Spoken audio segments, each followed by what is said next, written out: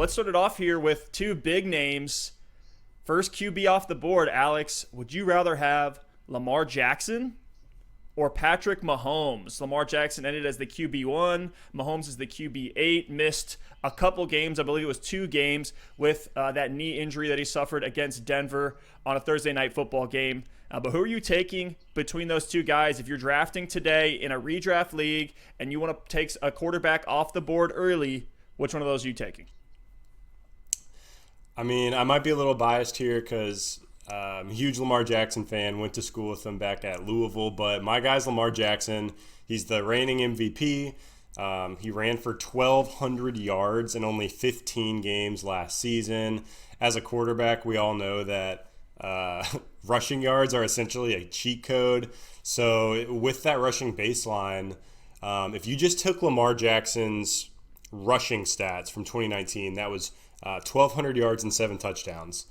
That is equal to 4,000 passing yards or 40 passing touchdowns. So take whatever he does through the air, and you're just stacking 4,000 yards or 40 passing touchdowns on top of that. And to me, that just takes him over the top. I know we've got a couple other mobile quarterbacks, like Kyler Murray's talked about a lot. Dak Prescott, I think, finished as the quarterback too. Patrick Mahomes himself is a bit mobile as well, but nothing has ever come close since maybe Michael Vick to what we've seen out of Lamar Jackson. He led the NFL in yards per carry with 6.9 yards per carry. And I think in 2020, he could easily beat that record he set for quarterback rush yards. He only played 15 games this year. And he also sat out the fourth quarter of several blowouts. And then in a lot of those games, even in the third quarter, they were handing it off to Mark Ingram and Gus Edwards a lot of the time because the game was out of hand. So to me, I mean, we could talk about his passing and people say, oh, he's an accurate passer. He can't throw to the numbers or outside the numbers, all those sorts of things. But to me, I mean, 36 passing touchdowns this past season, over 3,000 passing yards. He doesn't have to be a Patrick Mahomes, a Peyton Manning, a Tom Brady, a Dan Marino through the air with what we've seen from his legs. So I do expect that 36 passing touchdown number to come down a bit in 2020. He was very, very effective with that touchdown rate. But even if he gets around, 25, 30 touchdowns and he's able to up the passing yards number from 3,100 and up those rushing numbers a little bit, which might be asking a lot, but I think he can do it. There's no reason to believe he shouldn't be quarterback 1 in fantasy again in 2020. Yeah, you bring up some good points, but I'm going to have to disagree with you on this one. I'm taking Mahomes. Hate to go against my boy Lamar, but I have to do it here. Even though Mahomes finished as the QB8, he had a 66% completion percentage, still finished 10th in passing yards, and he had some dud games at some different points this season that were just kind of some weird game scripts where the Chiefs went up big early, didn't really need him to throw a ton. 26-5 touchdown to interception ratio. He also finished 4th in yards per attempt at 8.3. So we look at Lamar Jackson, we look at Patrick Mahomes. These guys are almost on different ends of the spectrum when it comes to, where they make their hay, where their sweet spots are.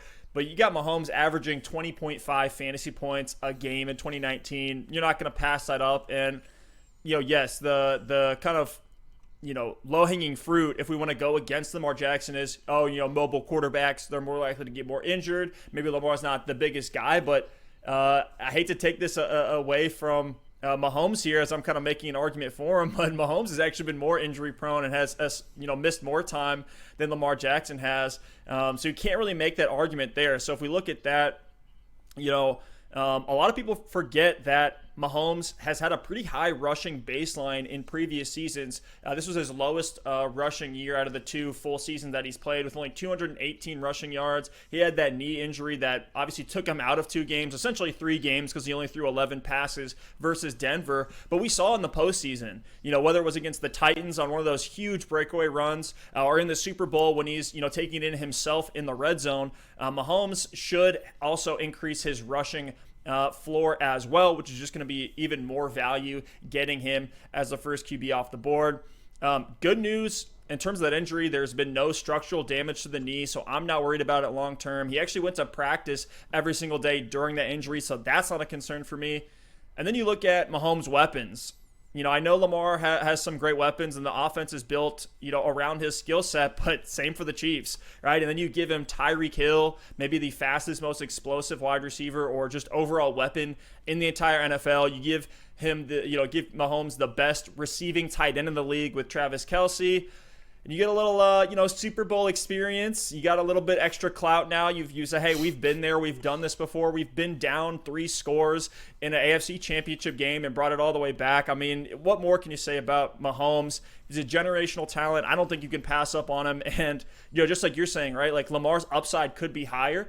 I think you can say the same for Mahomes. What's to say he doesn't put up another, 5,000 passing yard, 50 touchdown season like he did in 2018 when he took the league by storm and won MVP. So I'm taking Mahomes on this one. Alex, what are your thoughts here?